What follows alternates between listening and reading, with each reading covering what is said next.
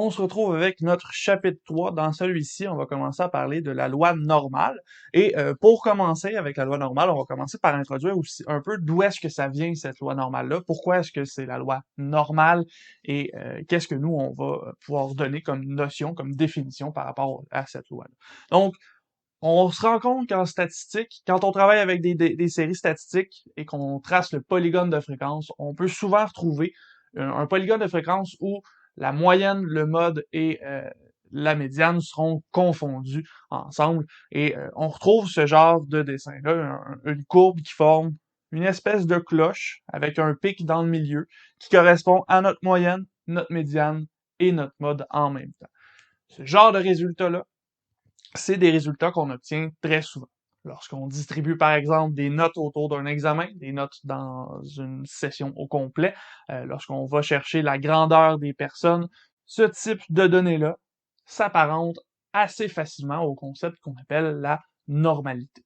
C'est-à-dire qu'on va avoir beaucoup de données autour de notre moyenne, autour de notre centre, et que plus on s'éloigne, plus c'est difficile d'avoir des données, moins il y a de données qui sont éloignées, autant vers la droite que vers la gauche.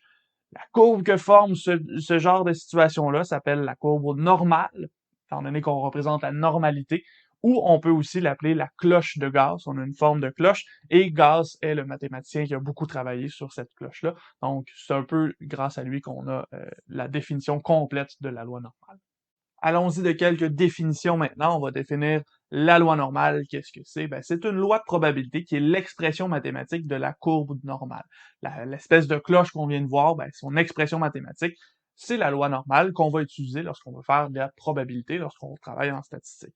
On va écrire cette loi normale-là comme étant x qui suit une normale mu sigma carré. Donc, on a la moyenne mu et la variance sigma carré pour la loi normale qu'on utilise usuellement. Cette fois-ci, comme la loi normale va s'approprier plutôt des concepts de données continues, on va parler de temps, de taille, de notes de façon générale. Donc, on va aller travailler avec des valeurs continues, ce qui veut dire que la loi de probabilité, comme on l'a défini avant, où on avait des valeurs fixes, des valeurs discrètes, ça ne s'appliquera plus. Nous, ce qu'on va plutôt utiliser, c'est ce qu'on appelle une fonction de densité, et on va définir à l'instant qu'est-ce que c'est une fonction de densité. Donc, la fonction de densité, un peu comme ce qu'on vient de dire, c'est une règle ou une fonction mathématique qui va être associée à une loi de probabilité. Par exemple, la loi normale va avoir une fonction de densité plutôt qu'une loi de probabilité. Et cette fonction de densité-là, ben, nous, on va l'utiliser pour calculer nos probabilités. En particulier, si on a une loi normale, si on a x qui suit une loi normale de moyenne mu et de variance sigma carré, alors là, sa fonction de densité va être donnée par la fonction suivante.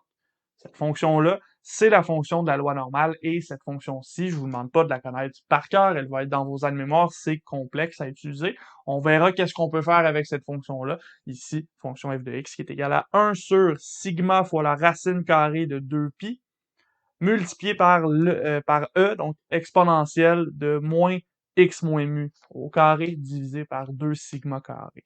Cette expression-là, plutôt complexe, mais c'est ce qui nous permet d'aller calculer des probabilités avec la loi normale, et c'est une fonction qui est très utilisée en mathématiques. On va voir que souvent la loi normale, c'est ce qui nous permet d'expliquer beaucoup de phénomènes dans la vie de tous les jours.